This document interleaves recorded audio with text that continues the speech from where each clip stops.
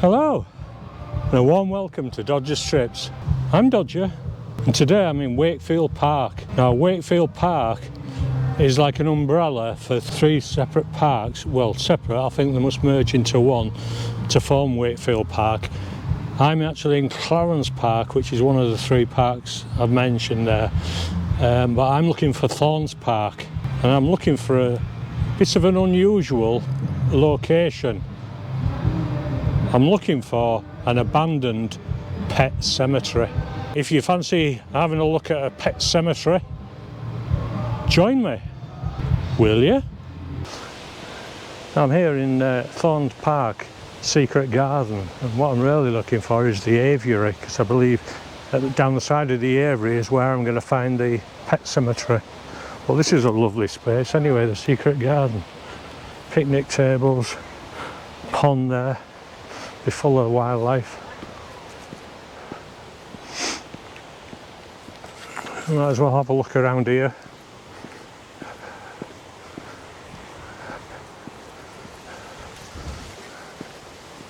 Secret garden, yeah. Lovely, lovely space. Don't know what these are. These look like they could be off the Minster.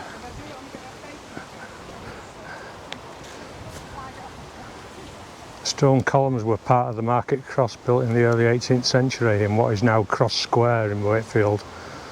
The cross was pulled down in 1866. The stone pinnacle is believed to be the top part of the spire of Wakefield Cathedral. Yeah, so it was the cathedral. Hello, sorry to interrupt you. I'm looking for the aviary. I understand it's somewhere around here. Just down here.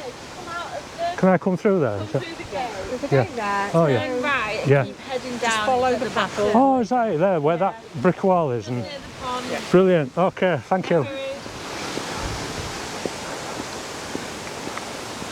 Right, so through this side gate.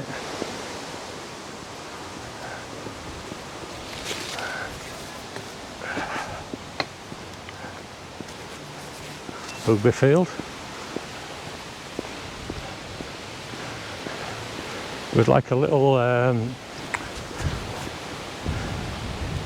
sign when I cut across the previous piece of glass. There was two twigs, one laid across the other, and it was a sign of the cross. And I thought, is that sort of some sort of message about this pet cemetery, the abandoned pet cemetery?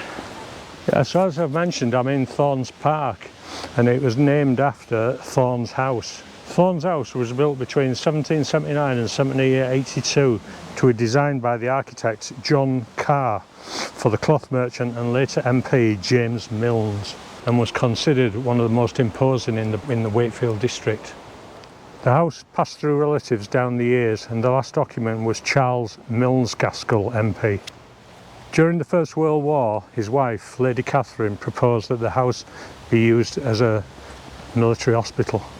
Following Charles's death in 1919, Wakefield Corporation bought the house and land, and in 1924 the former estate was open for public recreation. The house itself became home to Thornes Boys and Girls Secondary Schools, and in 1944 Thornes House became Thornes Grammar School.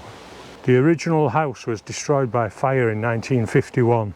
It was rebuilt and is now home to Wakefield College and Wakefield Arts Centre. We're now entering the area of woodland here that is the abandoned pet cemetery. This was the area of the estate where the families down the year living in Thornes House would bury their beloved pets.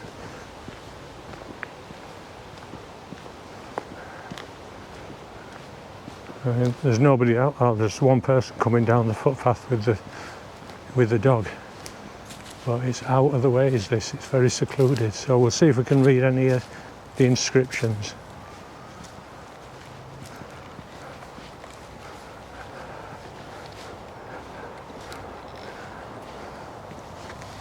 So it's very dark in here.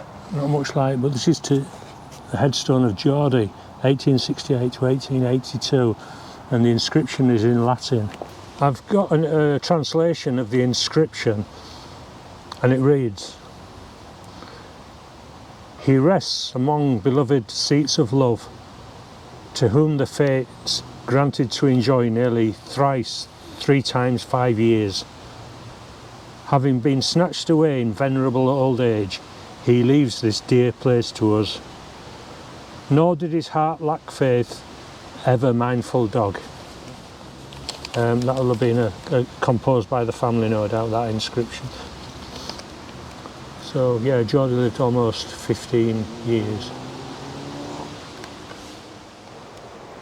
Yeah, so this pet cemetery is tucked away, and there are not many signposts actually as well in Thornes Park. I found there's somebody from out of the district. This one is Flo. Headstone for Flo. Yeah, so maybe that's why, you know, people who live here maybe aren't aware of this place either. It is just off the beaten track, I would say. This is for Sin. 1901. It's the right name for her. And this is the one that throws people.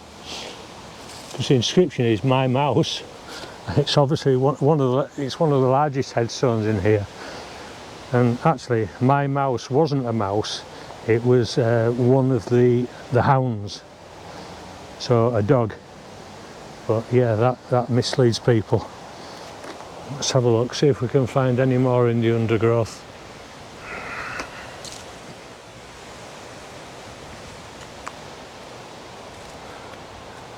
Quite unusual, isn't it, in a public park to have an abandoned pet cemetery.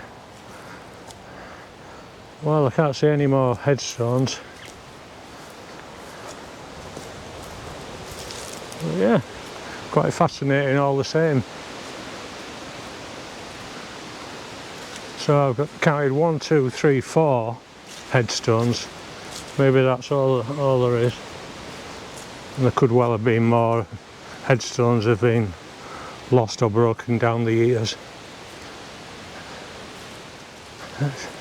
Let's go over here. Oh, that's a tree stump, and my eyes were deceiving me, the old man's eyes.